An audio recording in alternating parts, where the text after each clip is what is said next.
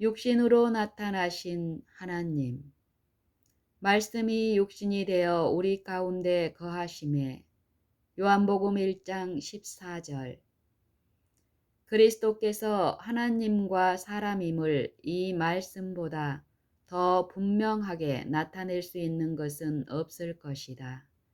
원래는 신성뿐이었지만 몸소 인성을 쓰시고 한낱 평범한 인간으로 사람들 가운데를 지나셨다.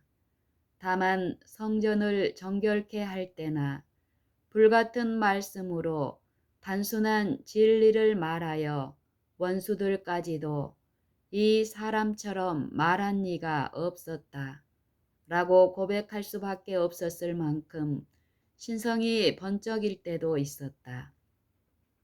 그리스도께서 자청하여 취하신 이 굴욕을 빌립보 교인들에게 보낸 바울의 서신에서 잘 설명해 주고 있다.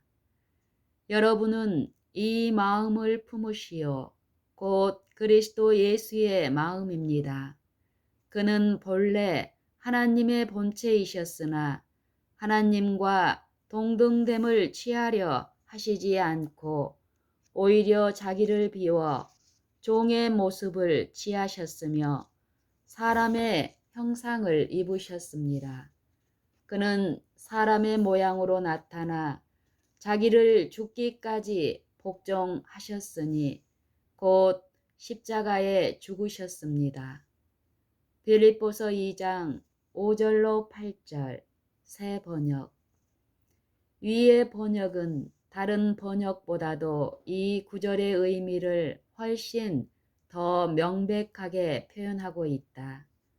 여기서 말하는 사상은 그리스도께서 하나님의 본체로서 하나님의 영광의 광채시요 그 본체의 형상이며 하나님의 모든 속성을 가지셨고 우주의 통치자이시며 온 하늘이 즐거이 공경하는 분이었지만 인간들이 길을 잃고 무력하게 있는 한 이러한 영광을 어느 하나도 누리기를 원치 않으셨다는 것이다. 인간이 추방되어 소망이 없는 동안 그는 영광을 누릴 수가 없었다. 그리하여 자신을 비우고 모든 부귀 영화를 버리면서 인간을 구원하기 위하여 인성을 쓰셨던 것이다. 그러므로 그리스도께서 아버지와 하나인 것을 나의 아버지는 나보다 크시니이다 라는 말씀으로 뒷받침할 수가 있다. 그리스도께서 하나님이신데 어떻게 십자가에 죽음에 이르도록 낮아지셨는지를 이해하기란 불가능하며 그러므로 그것에 대하여 깊이 생각하는 것은 부질없고 무익하기 짝이 없는 일이다. 우리가 할 수 있는 일은 오로지 성경에서 말하는 사실을 그대로 받아들이는 것이다. 만일 성경에서 그리스도의 본성에 대하여 말하고 있는 어떤 말씀들을 조화시키기가 어렵다면 기억할 것은 유한한 인간의 마음으로 그것을 완전히 깨달을 수 있도록 말로 표현하기란 불가능하다는 것이다. 이방인들을 이스라엘의 원줄기에 접붙이는 것이 순리에 어긋나는 일인 것처럼 많은 하나님의 섭리들은 인간이 이해할 수 없을 만큼 모순되는 것 같이 보인다. 다른 성경절들을 인용해 보면 그리스도의 인성과 그 인성이 우리에게 무엇을 의미하는지를 더욱 자세하게 알게 될 것이다. 말씀이 육신이 되었다는 말씀을 이미 보았다. 그러므로 이제 그 육신의 성격에 대하여 바울이 무엇이라고 했는지 보도록 하겠다. 율법이 육신으로 말미암아 연약하여 할 수 없는 그것을 하나님은 하시나니 곧 죄를 인하여 자기 아들을 죄 있는 육신의 모양으로 보내어 육신의 죄를 정하사 육신을 좇지 않고 그 영을 좇아 행하는 우리에게 율법의 요구를 이루어지게 하려 하심이니라. 로마서 8장 3절 4절. 그리스도께서 인간을 구원하기 위하여 인간의 형상을 취하셨다면 죄 있는 육신이 되셨음에 틀림없다는 것은 조금만 생각해 보아도 충분히 알 수 있을 것이다. 왜냐하면 그분은 죄 있는 사람을 구원하려고 오셨기 때문이다. 아담이 에덴에 있을 때와 같이 죄 없는 사람을 사망이 지배할 권리가 없다. 그러므로 만일 주님께서 우리 모두의 죄를 짊어지시지 않았더라면 사망이 그리스도를 지배할 어떤 권리도 없었을 것이다. 더구나 그리스도께서 죄 없는 인간의 육신이 아닌 죄 있는 인간의 육신을 쓰셨는데, 다시 말하면 그리스도께서 쓰신 육신은 타락한 인성이 가지고 있는 모든 연약함과 죄의 경향을 가졌다는 사실을 그가 육신으로는 다윗의 자손이라는 말씀에서 보여주고 있다. 다윗은 모든 인성의 욕망을 가졌었다. 그래서 그 자신에 대해서 이렇게 말하였다. 내가 죄악 중에 출생하였으며 모친이 죄 중에 나를 잉태하였나이다. 시편 51편 5절. 다음에 히브리서 말씀은 이 점에 대해서 매우 명백하게 말해주고 있다. 이는 실로 천사들을 붙들어 주려 하심이 아니요 오직 아브라함의 자손을 붙들어 주려 하심이라. 곧 이는 실로 천사의 성정을 취하지 않고 아브라함의 자손이 되셨음이라. 흠정역 성경. 그러므로 저가 범사에 형제들과 같이 되심이 마땅하도다. 이는 하나님의 일에 자비하고 충성된 대제사장이 되어 백성의 죄를 구속하려 하심이라. 자기가 시험을 받아 고난을 당하셨은즉 시험 받는 자들을 능히 도우시느니라. 히브리서 2장 16절로 18절. 만일 모든 점에서 형제들과 같이 되셨다면 그 형제들이 가지고 있는 모든 연약함을 가지셨을 것이며 그 형제들이 받는 모든 시험을 다 받으셨을 것임에 틀림없다. 이 문제를 매우 강조하여 말하고 있는 두 성경 구절을 좀 더 보면 이 점에 대해서 충분한 설명이 될 줄로 안다. 먼저 고린도후서 5장 21절을 보자. 하나님이 죄를 알지도 못하신 자, 곧 그리스도로 우리를 대신하여 죄를 삼으신 것은 우리로 하여금 저의 안에서 하나님의 의가 되게 하려 하심이니라. 이 말씀은 죄 있는 육신의 모양이 되셨다는 말씀보다 한층 더 강조적인 표현이다. 그리스도는 죄가 되셨다. 여기에 하나님의 아들이 죽으신 것과 똑같은 비밀이 있다. 죄를 알지 못하는 흠없는 하나님의 어린 양이 죄가 되셨다. 죄가 있었지만 죄인으로 간주되었을 뿐만 아니라 실제로 죄 있는 성정을 입으셨다. 하나님이 죄를 알지도 못하신 자로 우리를 대신하여 죄를 삼으신 것은 우리로 하여금 저의 안에서 하나님의 의가 되게 하려 하심이니라. 이 말씀은 죄 있는 육신의 모양이 되셨다는 말씀보다 한층 더 강조적인 표현이다. 그리스도는 죄가 되셨다. 여기에 하나님의 아들이 죽으신 것과 똑같은 비밀이 있다. 죄를 알지 못하는 흠없는 하나님의 어린 양이 죄가 되셨다. 죄가 없었지만 죄인으로 간주되었을 뿐만 아니라 실제로 죄 있는 성정을 입으셨다.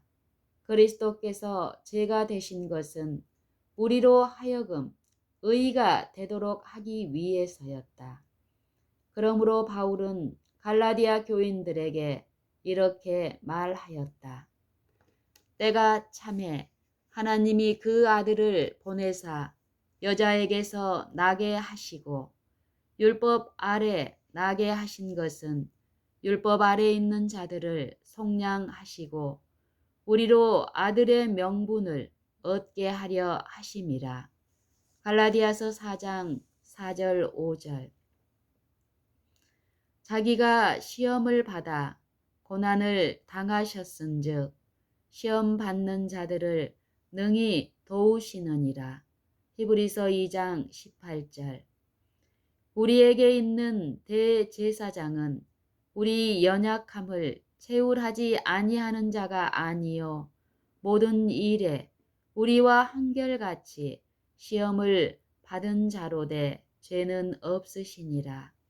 그러므로 우리가 긍휼하심을 받고 때를 따라 돕는 은혜를 얻기 위하여 은혜의 보좌 앞에 담대히 나아갈 것이니라.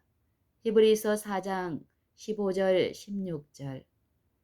한 문제를 더 보면 말씀이 육신이 되어 우리 가운데 거하셨다는 사실로부터 배워야 할 모든 교훈을 다 배울 수 있다.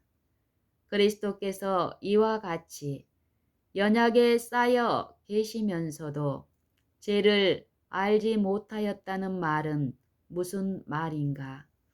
이 말씀을 읽으면서 어떤 사람은 생각하기를 그리스도의 인격을 격화시켜서 죄인의 수준으로 끌어내리고 있다고 할런지 모르겠다. 그렇지만 우리는 무조건 우리 구세주의 신기한 능력을 높이고 있다. 몸소 자원하여 죄인의 수준에까지 내려오신 것은 모든 역경 중에서도 끝까지 지탱하신 그 자신의 흠없고 순결한 수준에까지 인간을 높이기 위해서였다. 그리스도의 인성은 다만 그의 신성을 가리고 있었을 뿐이다. 그 신성을 통하여 보이지 않는 하나님과 한결같이 연결되어 있었으므로 육신의 연약함을 성공적으로 이겨낼 수 있었을 뿐만 아니라 육신의 연약함을 성공적으로 이겨낼 수 있었을 뿐만 아니라 그 이상이셨다. 그의 전 생애는 투쟁의 생애였다. 육신은 모든 의의 원수의 충동을 받아 죄를 지으려 했지만 그의 신성은 잠시라도 악한 마음을 품지 않았으며 그의 신기한 능력은 일순간이라도 동요되지 않았다.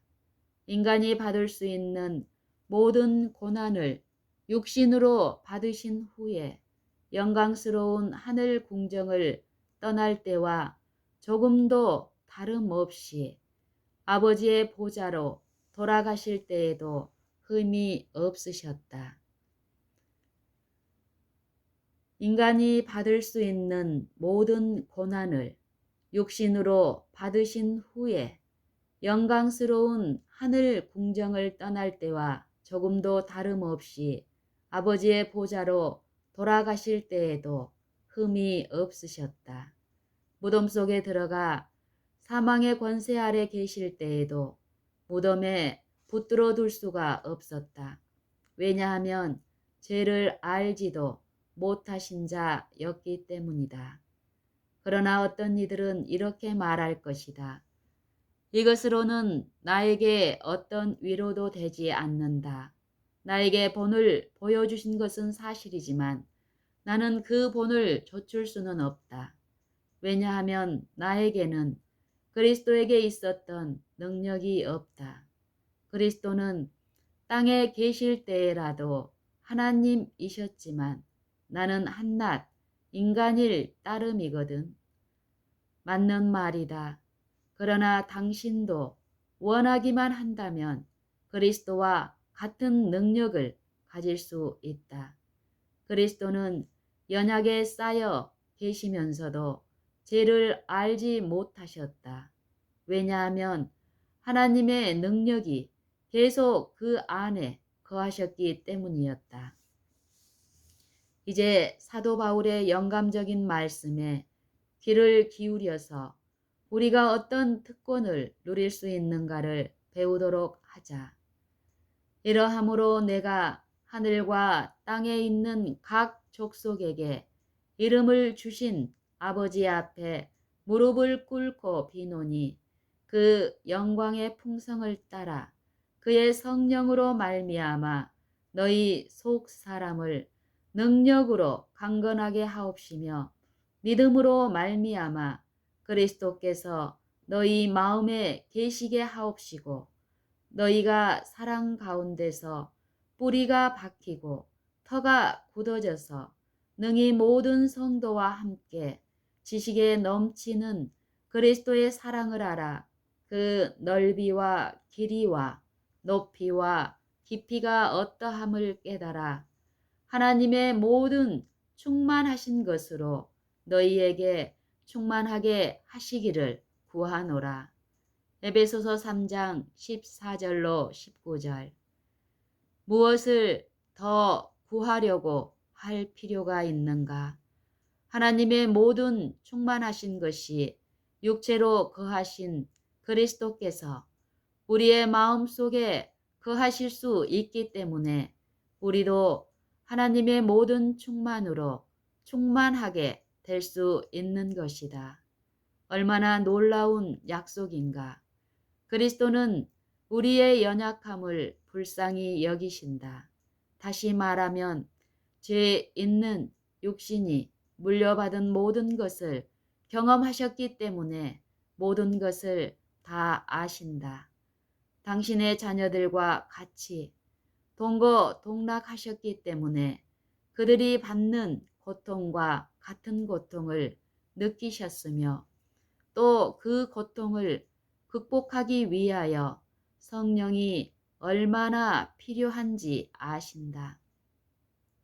그러므로 오로지 경건치 않은 것과 이 세상 정욕을 다 버리고 자 간절히 원한다면 그러므로 오로지 경건치 않은 것과 이 세상 정욕을 다 버리려고자 간절히 바란다면 우리의 온갖 구하는 것이나 생각하는 것에 더 넘치는 능력을 주실 수 있으며 또 주시기를 원하신다. 본래 그리스도 안에 거하였던 모든 능력이 은혜로 우리 안에도 거할 수 있다. 왜냐하면 은혜로 값없이 그 능력을 우리에게 나누어 주시기 때문이다. 그러므로 지치고 연약하고 죄에 억눌린 영혼들은 용기를 가지고 은혜의 보좌 앞에 담대히 나아가도록 하자. 그곳으로부터 필요할 때에 돕는 은혜를 받을 수 있다. 우리의 구세주께서도 어려울 때에 이런 필요를 느끼셨기 때문이다. 그리스도는 우리의 연약함을 채울하신다. 한낱 2000년 전에 경험했던 것이라면 어떤 연약함에 대해서는 잊어 버리셨을 것이라고 생각할지 모르겠다. 그러나 그렇지 않다. 당신이 당하는 시험을 그리스도께서 또 지금 느끼신다. 그 상처는 언제나 새로우며 그리스도는 영원히 살아서 당신을 위하여 간구하고 계신다. 얼마나 놀라운 가능성을 그리스도인에게 주셨는가. 얼마나 높고 거룩한 신분에 이를 수 있게 되었는가. 사단이 쳐들어와서 육신의 가장 연약한 곳을 공격한다고 할지라도 전능하신 하나님의 그늘 아래 거하며 하나님의 충만하심과 능력으로 충만하게 될 수 있다. 사단보다 훨씬 강하신 분이 그 사람의 마음 가운데에 한결같이 거하시기 때문에 견고한 요새에서 사단의 공격을 바라보면서 이렇게 말할 수 있다. 내게 능력 주시는 자 안에서 내가 모든 것을 할 수 있느니라. 빌립보서 4장 13절.